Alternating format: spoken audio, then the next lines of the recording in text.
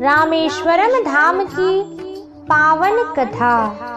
यहाँ भगवान श्री राम ने ज्योतिर्लिंग अर्थात शिवलिंग की स्थापना की थी, इसलिए इस स्थान का नाम रामेश्वरम पड़ा।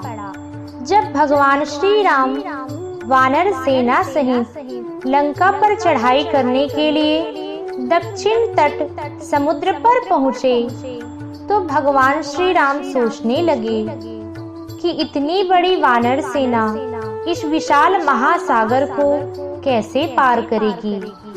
तब भगवान श्री राम ने समुद्र देवता से प्रार्थना की।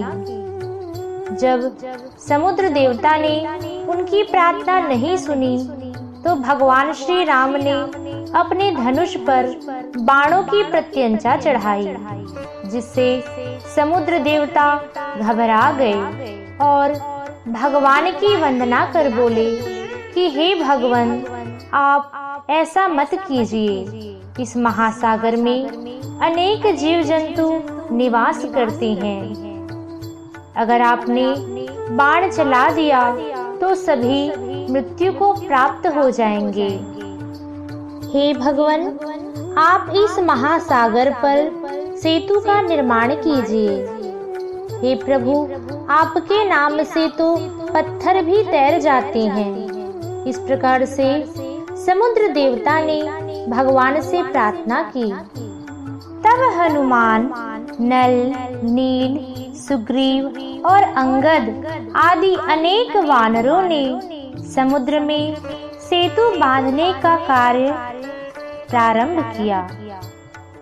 तब श्री राम ने अपने इष्ट देव भगवान शिव शंकर को नमन कर उसी स्थान में बालू अर्थात रेत से एक शिवलिंग का निर्माण किया, उसकी विधिवत स्थापना की।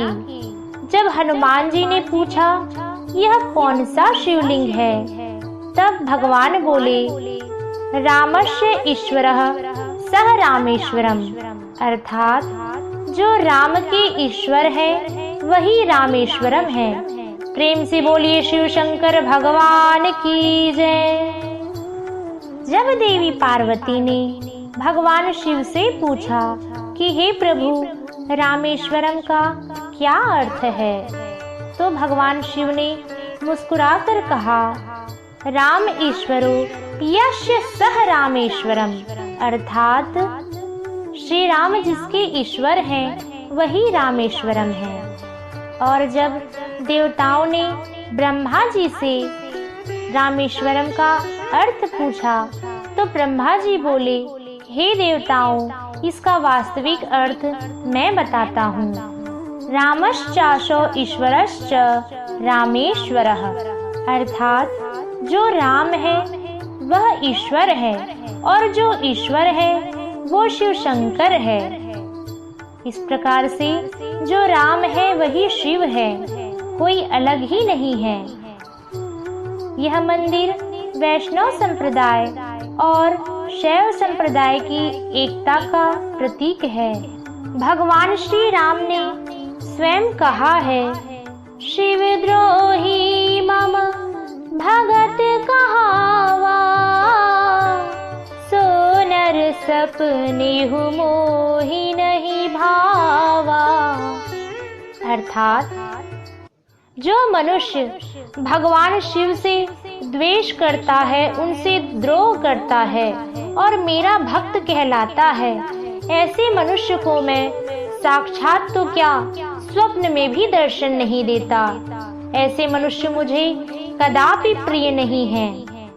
प्रेम से बोलिए रामेश्वरम भगवान की जय। इस प्रकार से प्रभु श्री राम ने यहाँ एक महान ज्योतिर्लिंग की स्थापना की, जहाँ पर भगवान शिव स्वयं विराजमान रहते हैं। जब भगवान श्री राम ने रावण का वध किया और युद्ध में विजयी होकर लौटे, तो उन्होंने देवी सीता सहित आकर रामेश्वरम में पूजन किया। रावण कोई सामान्य राक्षस नहीं था, वह ब्राह्मण भी था।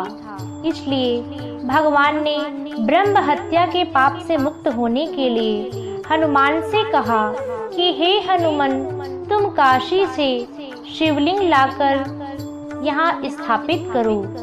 तब महाबली हनुमान जी भगवान शिव शंकर के पास जाकर उनसे ज्योतिर्लिंग लेकर भगवान श्री राम को दिया। तब भगवान श्री राम बहुत ही प्रसन्न हुए और उस शिवलिंग को वहीं स्थापित भी किया। यही शिवलिंग रामानाथ स्वामी कहलाती है। आज भी रामेश्वरम धाम में मुख्य मंदिर में यह दोनों शिवलिंग विराजमान हैं। रामेश्वरम धाम को दक्षिण की काशी कहा जाता है। रामेश्वरम धाम की महिमा अनंत है। यह चारों धामों में से एक है और 12 ज्योतिर्लिंगों में से भी एक है। कहा जाता है कि जब भगवान विष्णु चारों धाम की यात्रा पर निकलते हैं तो सर्वप्रथम रामेश्वरम में स्नान करते हैं, जगन्नाथ में भोजन, बद्रीनाथ में ध्यान और द्वारिका में शयन करते हैं। इस प्रकार से चारों धाम यात्रा पूर्ण होती है। इस तरह से हमने चारों धाम की पावन कथा का श्रवण किया। इस कथा को सुनने मात्र से मनुष्य के समस्त पाप नष्ट हो जाते हैं। प्लीज मेरे चैनल भगवान की पावन गाथा को सब्सक्राइब जरूर करें ताकि आप भगवान की पावन गाथा का श्रवण कर सकें और इस वीडियो को लाइक और शेयर करना ना भूलें। जय श्री राम।